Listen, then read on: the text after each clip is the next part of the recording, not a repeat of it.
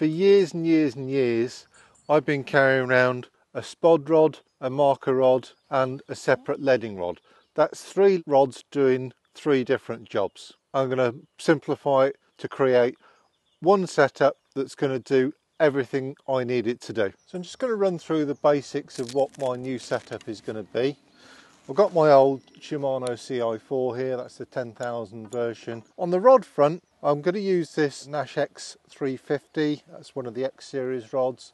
3.5 pound test curve rod. It's one of the 10 footers. Yeah, it could be a 12 foot, could be a 13 foot, doesn't really matter.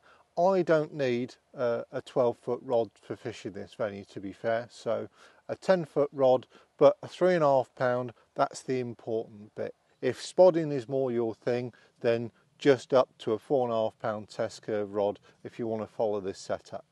The most important part of a multi-featured setup like this is what we actually use for the line. So I'm going to put some spod and marker braid on this reel. I've figured out a trick now using a different style of marker float where I can actually use a braided leader, and this is what enables this setup to do multiple jobs. So this next bit is quite important actually, because this is the trick that is going to enable this simple little setup to do 3 jobs. We're going to be doing 2 loops. I'm going to offer up 20 centimeters because we want one small loop and one big loop. And the small loop is really quite tiny. So that's a basic overhand loop knot, 5mm, 10mm long, something like that. And then we've got this really long tag end. We need to create a second loop. So I'm going to take that there, wrap that through, and then make a nice big loop. So small loop and then a secondary loop directly behind it. I'm just going to put a rig puller in that small loop there, give it a bit of a nip, bit on that as well. I'm then going to trim off that tag end. So the first setup I'm going to show you how to create is the leading rod setup. It's the simplest basically, and all we need to add is a lead. So this is just a regular 3-ounce pear lead, and we take our small loop and pass it all through there. Then we open up the second loop, put the lead through and pull that back until it wraps around like that. So that's just a loop-to-loop connection with a little tag end actually.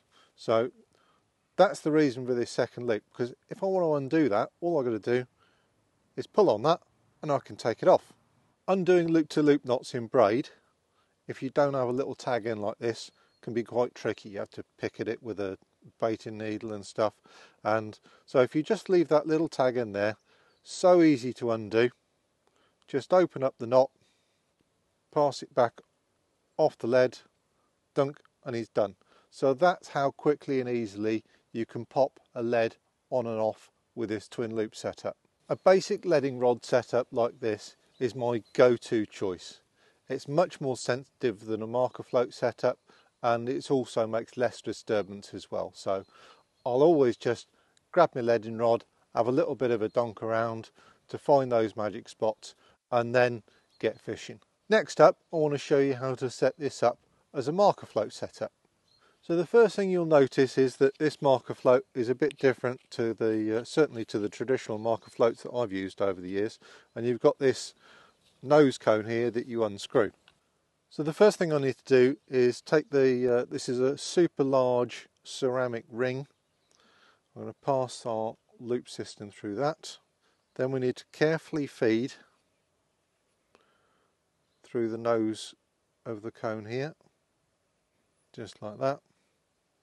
I just pass the leader through there, and then I open out our second loop, feed the tail end of the marker through there like that, and again we create our quick loop-to-loop connection. It can be just undone quickly as that.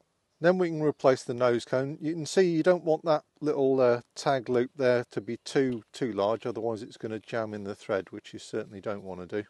And that hides all of the connection away neatly. We've still got this external knot here, but I'm not so bothered about that. On a really weedy water, doing this setup might not always be possible, because this nose cone is actually designed to hide that knot like that. But I can get away with it as long as there's not too much weed. And I'll just open up the quick link there, pop the lead on, slide the tail rubber down, and that's the setup. Now there's a very specific reason why I've chosen this marker for the job. This big ring actually sits over the nose here. So when that's cast, it's impossible for this braided leader to kind of wrap round. On a traditional marker float setup where you have the swivel there, you'd have this business where the ring could do that and then the marker might not bob up. With this big ring setup, where it sits on the nose, that just can't happen. So it means I can use a braided leader instead of my traditional mono leader for my marker setup. For the leading and marker rod, it gives me increased sensitivity, because if I use mono for the shock leader, then I've got a bit of sponge there. So it's just, everything's working for me basically. So by using a marker float like this, it's enabled me to use a braided leader, and a braided leader gives me more sensitivity, and that helps me in my fishing. So let's swap this over quickly to a spod setup. All I've got to do is unscrew the cone, pull on my tag end, pass the marker float back through, cone comes off, and grab a spod. I'm just going to loop this on exactly the same way as I've done all the others. So small loop through there, and then we pass the big loop right the way over the entire spod. This is why we need such a big loop. That's loop to loop on and is ready to fly.